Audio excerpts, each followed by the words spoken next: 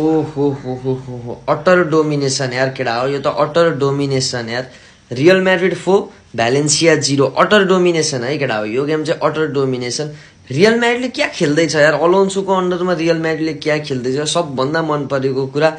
जब बल loose गर्छ अनि यति चाँडो रिकभरी गर्छ बल यस्तो बल्कमा प्रेस हान्छ everyone is pressing track back गर्छ गुलरले ट्र्याक ब्याक गर्छ मोस्टन्टुआनो ट्र्याक ब्याक गर्छ अब बेलिङ्गमको त के कुरा गर्ने हाम्रो पजलमा जुन खालको एउटा मिसिङ प्लेयर थियो त्यो बेलिङ्गमै रहेछ कि अहिले बेलिङ्गम आएपछि सबैलाई यस्तो राम्रोसँग कनेक्ट गराइदिरहेको क्या बेलिङ्गमले गुलरले गराउँछ होला यो कुरा भनेको तर बेलिङ्गम इज डुइङ द्याट के केटा टर्न गरेर कनेक्ट गराइरह खेलाडीहरूसँग कम्बिनेसन मिलाइरह सो बेलिङ्गम हुनु ले चाहिँ धेरै खतरा डिफरेन्स पारेर है केटा हो रियल म्याड्रिडमा सो रियल म्याड्रिडले हिजो 4-0 ले जितिसकेको छ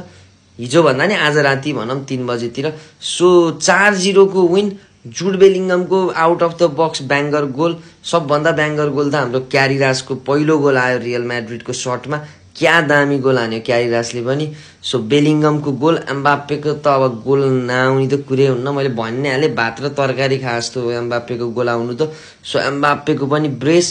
सो खतरा यार केटा अटर डोमिनेसन अरू त म केही भन्दिनँ रेस्पेक्ट है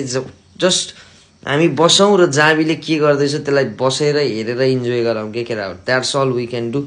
सो लेट्स इन्जोय इट केटा हो लेट्स इन्जोय इट यार खतरा गेम